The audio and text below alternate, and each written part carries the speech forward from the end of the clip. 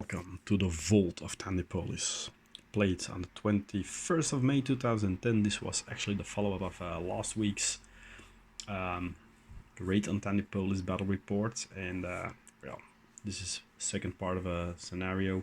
We decided to try something different using the Old Legion of Steel cardboard corridor system. The Vault was an area to be explored in the old Eye of the Master role-playing game style, in that you can only see the layout that one of your models actually could see, and each square as such represented 1 inch of distance for measuring purposes and everything. So we all started in separate rooms, with the Canadians and the Italians combined into a single very crowded room, especially since the Italian player, being moi, insisted to hold the liberated professor's daughter from last week along. The goal was to work together to reach the objective, and then only one player could win it by standing on the objective marker and pass an easy dare test. There was a separate homemade event table, and each door opened triggered an event that could bring in minions of the evil Necron Lords. The game started with a huge hilarity factor as the Germans opened up a door, encountered a few scarab swarms, and due to being built for maximum shooting power and having lost their only close combat character last week, are almost completely wiped out, leaving only the companion with 1 wound and a single German trooper standing. Yeah, he wasn't too happy. Under the watchful eye of both the evil overlords, front to back Tomb Spider and Necron Lord, the brave heroes advanced forward, front to back Team Canada, the Germans and the Spirers, while the Italians of the SAC invested their private stash.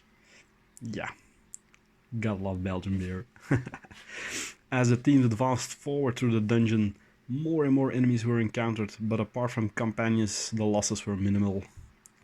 The SAC then discovered the map showing the central room and where the touchstone to open it was located, and unlocked it immediately.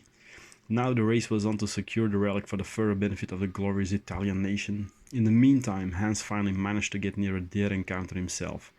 What followed isn't caught on the security tapes, but we all had a great laugh. Well, except the German player perhaps, as the Necromunda sniper dashed by and snatched it away under his nose before blowing the last German's brains all across the floor with his custom-made sniper rifle. Because, well, yeah, it is now a co-op, but still a one for all, so...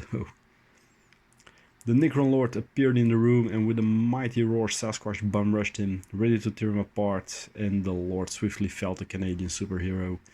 Next up was a Spiral leader, the Horus, but only halfway across the room the disruption rifle of the Lord ended the youngster's ambition of a glorious totem.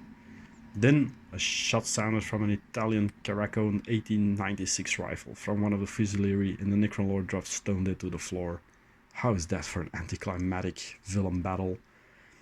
The Tomb Spider entered the fray though, and failed to drag an Ascari towards her and his doom, and was swiftly gunned down by the Canadians. The Overlord didn't make much of an impression here, because, yeah, face it, one failed and the other is stone dead.